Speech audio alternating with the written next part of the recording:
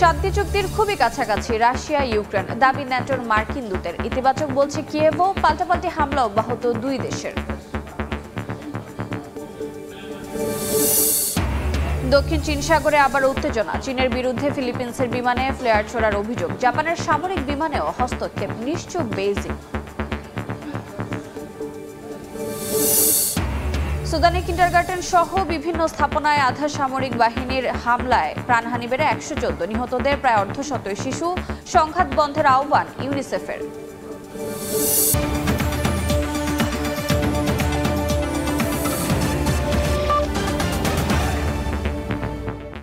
আন্তর্জাতিক সময়ের সঙ্গে আছি আমি রোজা চৌধুরী। গাজায় ইসরায়েলি দখলদারিত্ব শেষ হলে ফিলিস্তিনি কর্তৃপক্ষের কাছে অস্ত্র সমর্পণ করবে হামাস। এক বিবৃতিতে বিষয়টি নিশ্চিত করেছে সংগঠনটি। যুদ্ধবিরতি চুক্তির পরবর্তী ধাপ শুরু না হওয়াকে যুক্তরাষ্ট্রের বড় ব্যর্থতা বলে আখ্যা দিয়েছেন তুরস্কের পররাষ্ট্রমন্ত্রী।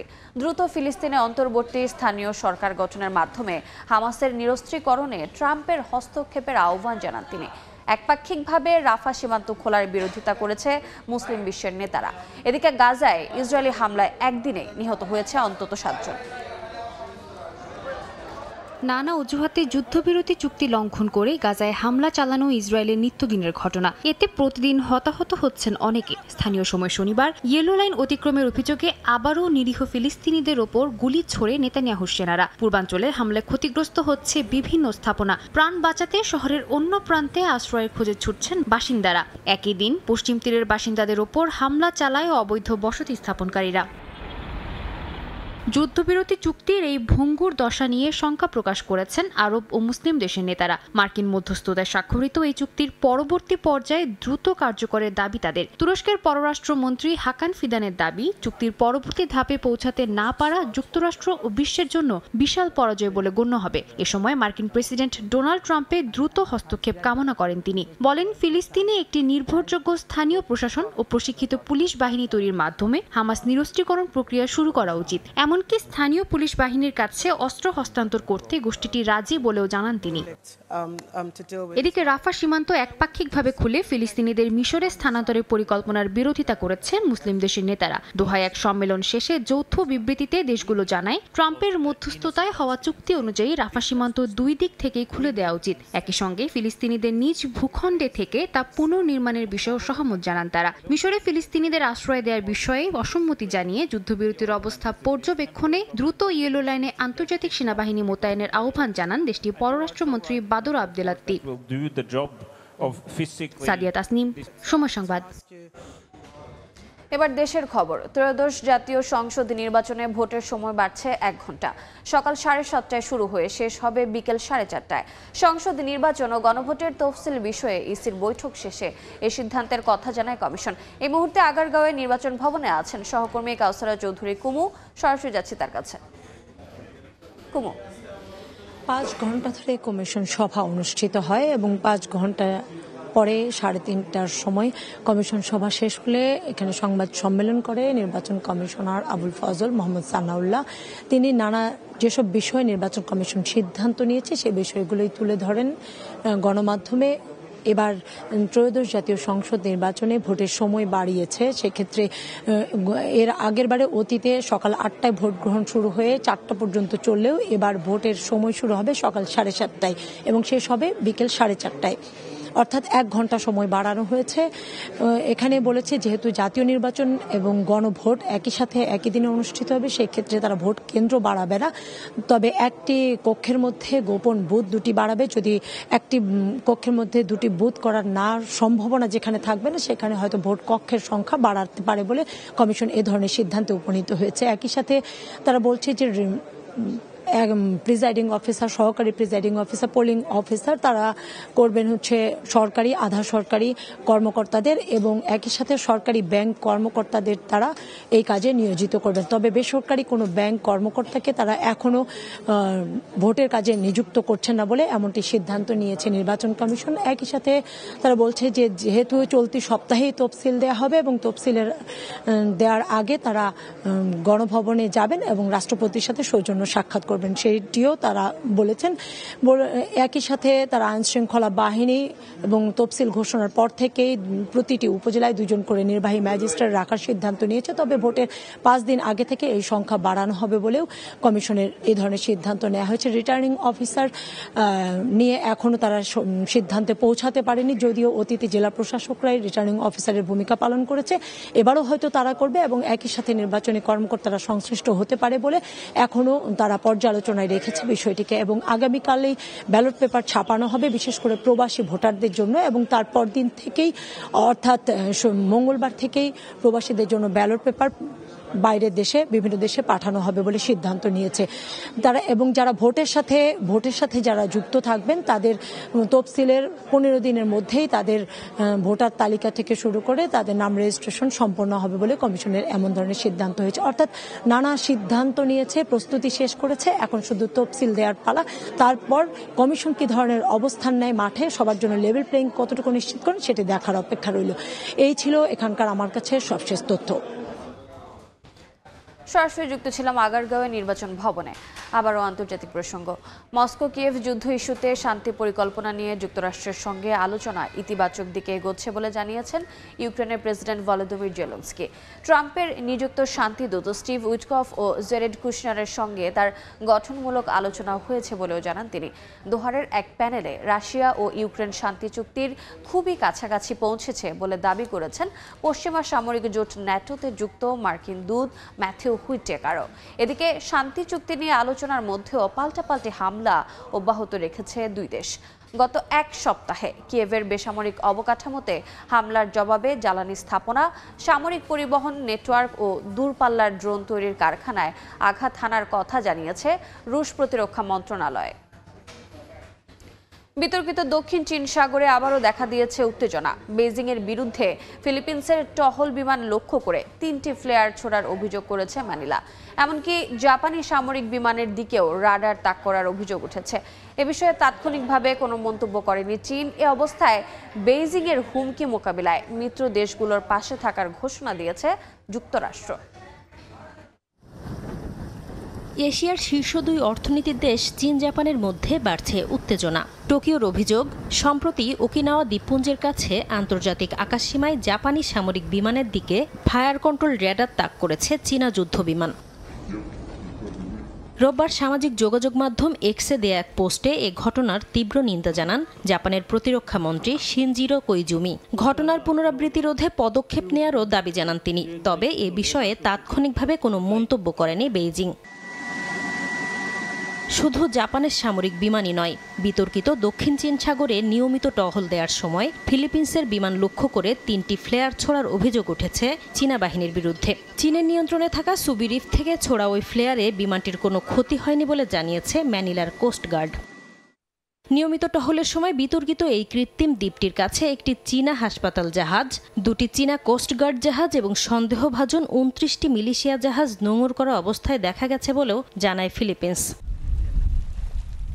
বিদেশি বিমানগুলোকে বেইজিংয়ের কথিত আকাশসীমায় এড়িয়ে চলাচলের বিষয়ে সতর্ক করতে এর আগেও চীনা বাহিনী তাদের দখলে থাকা দ্বীপ ও বিমান থেকে এমন ফ্লেয়ার ছুড়েছে বলে অভিযোগ রয়েছে।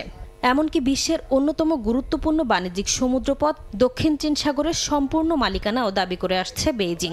বিরোধপূর্ণ অঞ্চল স্প্র্যাটলি দ্বীপপুঞ্জের কাছে কয়েকটি কৃত্রিম দ্বীপ তৈরি করে সেখানেও সামরিক ঘাঁটি তৈরির অভিযোগ রয়েছে চীনের বিরুদ্ধে। এ অবস্থায় চীনের উত্থান রোধে শক্ত অবস্থানের কথা জানালেন মার্কিন সমরমন্ত্রী পিট হেগসেথ। বলেন, বেইজিংকে দমনের কোনো উদ্দেশ্য নেই ওয়াশিংটনের, তবে মার্কিন মিত্ররা যেন তাদের সামরিক আগ্রাসনের শিকার না হয় সেটা নিশ্চিত করবে যুক্তরাষ্ট্র। নাসরিন রুমি, সময় সংবাদ। আন্তর্জাতিক সময় আরও থাকছে।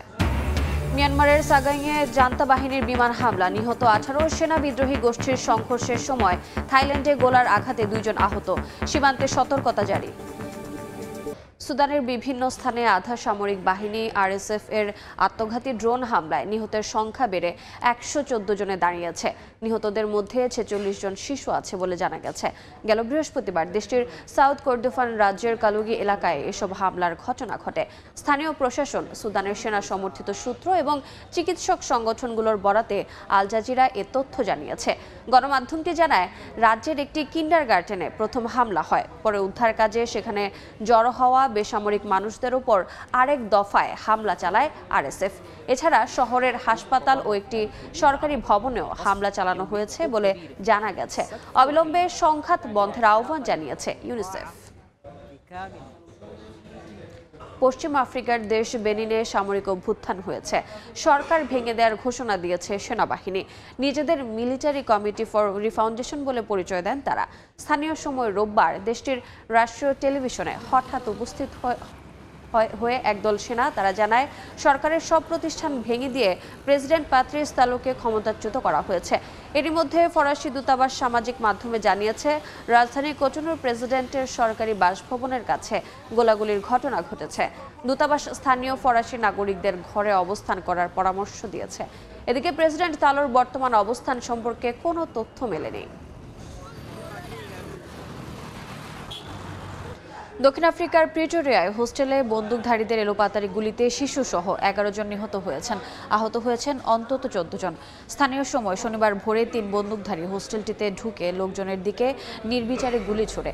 পুলিশ জানায়, এ হামলায় 25 জন গুলিবিদ্ধ হন। হামলার উদ্দেশ্য এখনও স্পষ্ট নয়। এখন পর্যন্ত ঘটনায় জড়িত কাউকে গ্রেফতার করতে পারেনি পুলিশ। হোস্টেলটিতে অনুমোদনহীনভাবে মদ বিক্রি হতো বলে জানা গেছে।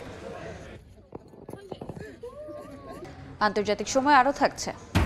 ফ্রান্সের লিওন শহরে ঐতিহ্যবাহী আলোর উৎসব, ড্রোন শো আর দৃষ্টিনন্দন চিত্রকল্পের মনোমুগ্ধকর প্রদর্শনী আয়োজন দেখতে ভিড় করছেন স্থানীয় সহ পর্যটকরা। রাজধানীর ফার্মগেটে কৃষিবিদ ইনস্টিটিউটে বিএনপির দেশ গড়ার কর্মসূচি অনুষ্ঠানে ভার্চুয়ালি যুক্ত হয়ে বক্তব্য রাখছেন দলটির ভারপ্রাপ্ত চেয়ারম্যান তারেক রহমান। সরাসরি যাচ্ছে সেখানে। যে বিষয়গুলো সারাদিন আলোচনা করেছে, আলাপ করেছে, আমি যখন জয়েন করেছি লাইনে অনেক হয়েছি, তখন আমি দেখলাম বেশ কয়েকজন তোমরা বিভিন্ন বিষয়ে প্রশ্ন করেছ। আমাদের কয়েকজন আলোচনা, আমাদের অনুষ্ঠান নামটাই আমরা দিয়েছি দেশ গড়ার পরিকল্পনা। প্রিয় ভাই বোনেরা, তোমরা যদি নিশ্চয়ই তোমাদের মধ্যে অনেকেই জানো, যদিও তোমরা ইতিহাসের পাতা থেকে তোমরা জানো, বিভিন্নভাবে তোমরা জানো, শুনেছো, যারা সিনিয়র নেতৃবৃন্দ আছে সবার কাছ থেকে তোমরা তোমাদের জুনিয়র যারা আছে তাদেরকেও নিশ্চয়ই বলেছ। এখানে আমাদের আজকে সভাপতি সাহেব ওনার বক্তব্যে একটি কথা বলেছেন যে দেশ স্বাধীনের পরে, 90-এর স্বৈরাচারের আন্দোলনের পরে বিভিন্ন সময় দেশ যখন সংকটের সময় ছিল, সংকটের ভিতর দিয়ে গিয়েছে, এবং তারপরে বাংলাদেশের জনগণ যখন বিএনপিকে দেশ পরিচালনার দায়িত্ব দিয়েছে, তখন ধীরে ধীরে কিন্তু বিএনপি অবস্থার পরিবর্তন ঘটিয়েছে, অবস্থার উন্নতি ঘটিয়েছে বিএনপি।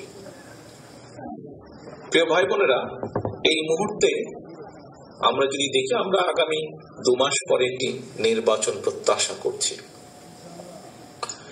এই দেশটি গত 16 বছর যেই স্বৈরাচার পালিয়ে গিয়েছে, যেই স্বৈরাচারকে বাংলাদেশের জনগণ বিতাড়িত করেছে আন্দোলনের মাধ্যমে, সেই স্বৈরাচার এই দেশের প্রত্যেকটি ক্ষেত্রকে কিভাবে ধ্বংস করে দিয়ে গিয়েছে, এটি আমরা জীবনের পরতে পরতে অনুভব করতে পারি।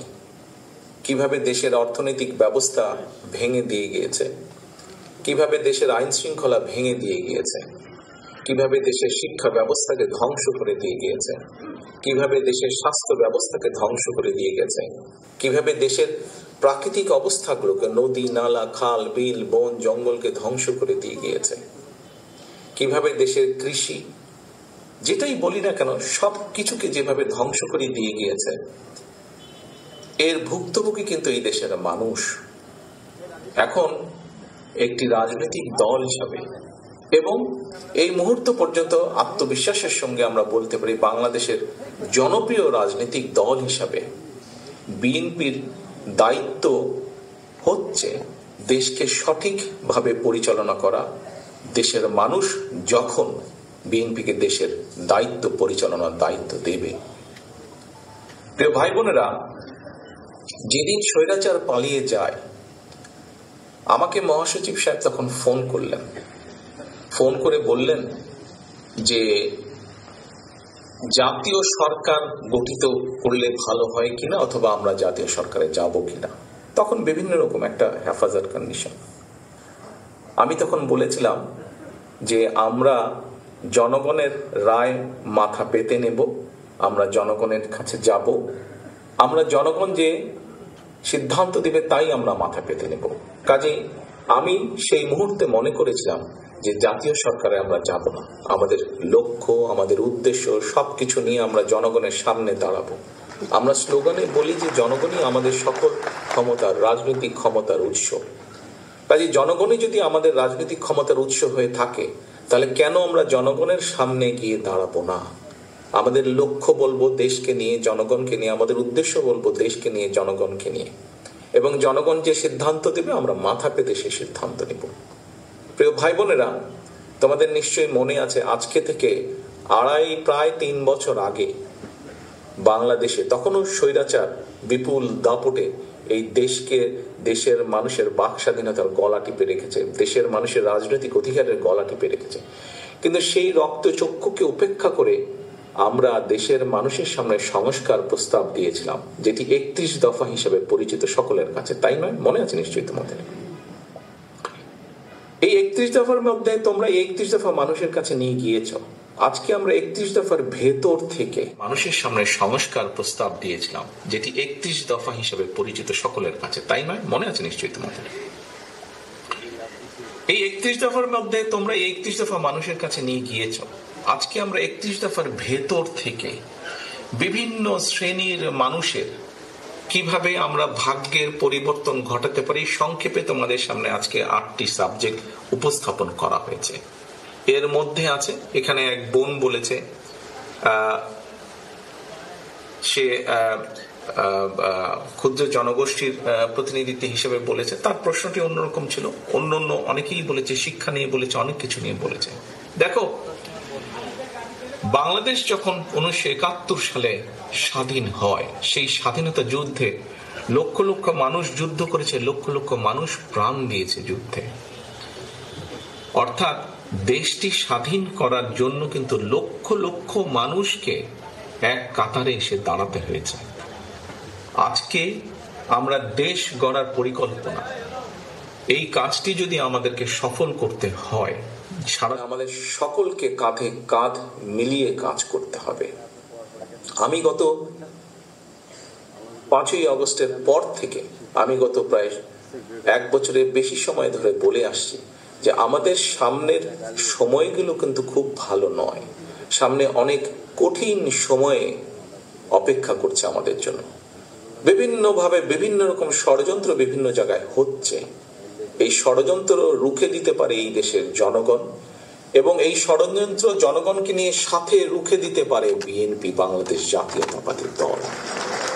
এই ষড়যন্ত্র রুখে দেওয়ার একমাত্র উপায় হচ্ছে গণতন্ত্র, গণতন্ত্র এবং গণতন্ত্র। আমরা যদি গণতন্ত্রকে প্রতিষ্ঠিত করতে পারি, যে কোনো মূল্যে জনগণের মতামতকে প্রতিষ্ঠিত করতে পারি, তাহলে অবশ্যই অনেক ষড়যন্ত্রকে আমরা রুখে দিতে পারবো। কিন্তু ষড়যন্ত্রকে রুখে দিতে পারলেও তারপরেও কিন্তু সামনে অনেক কঠিন সময়। একটু আগেই আমি বলেছি, এবং তোমরা নিজেরাও জানো, তোমরা আজকে ছাত্র দলের প্রতিনিধি হিসাবে এখানে প্রত্যেকে সময় একটু আগেই আমি বলেছি, এবং তোমরা নিজেরাও জানো, তোমরা আজকে ছাত্র দলের প্রতিনিধি হিসাবে এখানে প্রত্যেকে উপস্থিত আছো। ছাত্র হিসাবে তোমাদের নিজেদের ধারণা আছে, প্রত্যেকটি ক্ষেত্রে একটি অরাজকতা বিরাজ করছে। কাজে আমরা এখানে আজকে অর্থনীতি নিয়ে আলাপ করেছি। আমরা এখানে তরুণ যে সমাজ, কয়েকজন তোমরা প্রশ্ন করেছে, তরুণ যে সমাজ, তাদের সামনে সবচেয়ে বড় যেই সমস্যাটি তাদের কর্মসংস্থানের বিষয়, এই কর্মসংস্থানের বিষয় নিয়ে আমরা আজকে এখানে আলাপ করেছি। আমরা দেশের মানুষের স্বাস্থ্য নিয়ে এখানে আলোচনা করেছি। আমরা এখানে দেশের যে অর্ধেক সমাজ নারী সমাজ, এই নারী সমাজকে কিভাবে এম্পাওয়ার করা যায় এবং তাদের কন্ট্রিবিউশনকে সমাজের মধ্যে নিয়ে আসা যায়, এবং যেটার যেটার শুভ ফল দেশের অর্থনীতি, দেশের সমাজ ব্যবস্থা, পরিবার, স্বাস্থ্য সবকিছুর উপরে সে শুভ অবস্থাটা পড়বে, কিভাবে সেটা করা যায় তা নিয়ে আমরা আলোচনা করেছি। দেশের পরিবেশ নিয়ে আমরা আলোচনা করেছি, দেশের শিক্ষা ব্যবস্থা নিয়ে আমরা আলোচনা করেছি, কিভাবে শিক্ষা ব্যবস্থাকে আমরা গড়ে তুলতে পারি, কিভাবে শিক্ষকদেরকে আমরা গড়ে তুলতে পারি সুন্দরভাবে। কারণ শিক্ষকদেরকে যদি আমরা গড়ে তুলতে পারি তাহলে ভবিষ্যৎ শিক্ষা ব্যবস্থাকেও সুন্দরভাবে গড়ে তুলতে পারবো। কিন্তু এই কাজগুলো করা কিন্তু কঠিন কাজ, নট ইম্পসিবল, কিন্তু অনেক কঠিন কাজ। এবং দেশ এবং জাতিকে যদি নেতৃত্ব দিতে হয় তাহলে অবশ্যই একটি পরিকল্পনা আমাদের সামনে থাকতে হবে। সরাসরি যুক্ত ছিলাম কৃষিবিদ ইনস্টিটিউটে। তারেক রহমানের বক্তব্যের বাকি অংশ দেখতে ভিজিট করুন সময় টিভির ফেসবুক পেজে। পাকিস্তানের খাইবার পাখতুনখোয়ায় সেনা অভিযানে ভারত সমর্থিত ফিতনা আল খাওয়ারিজ গোষ্ঠীর 9 সদস্য নিহত হয়েছে। এক বিবৃতিতে আইএসপিআর এ তথ্য জানায়। এতে বলা হয়, শুক্রবার ট্যাঙ্ক ও লাকি মারওয়াত জেলায় সন্ত্রাসীদের উপস্থিতি সম্পর্কে গোয়েন্দা তথ্য পাওয়ার পর আলাদা অভিযান চালায় নিরাপত্তা বাহিনী।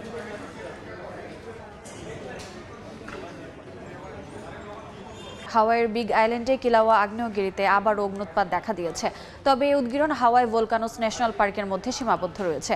ইউএস জিওলজিক্যাল সার্ভে জানিয়েছে, আগ্নেয়গিরির ভূমিকম্প কার্যকলাপ এবং লাভা প্রবাহের প্রকৃতি পর্যবেক্ষণ করা হচ্ছে। আন্তর্জাতিক সময়ের শীর্ষ সংবাদগুলো জানিয়ে দিচ্ছে আরেকবার। ইসরায়েলি দখলদারিত্ব শেষে ফিলিস্তিনি কর্তৃপক্ষের কাছে অস্ত্র সমর্পণে রাজি হামাস। যুদ্ধবিরতির পরবর্তী ধাপ শুরু না হওয়া যুক্তরাষ্ট্রের ব্যর্থতা বলছে তুরস্ক। এবং শান্তি চুক্তির খুবই কাছাকাছি রাশিয়া ইউক্রেন, দাবি ন্যাটোর মার্কিন দূতের। ইতিবাচক বলছে কিয়েভও। পাল্টাপাল্টি হামলা অব্যাহত দুই দেশের।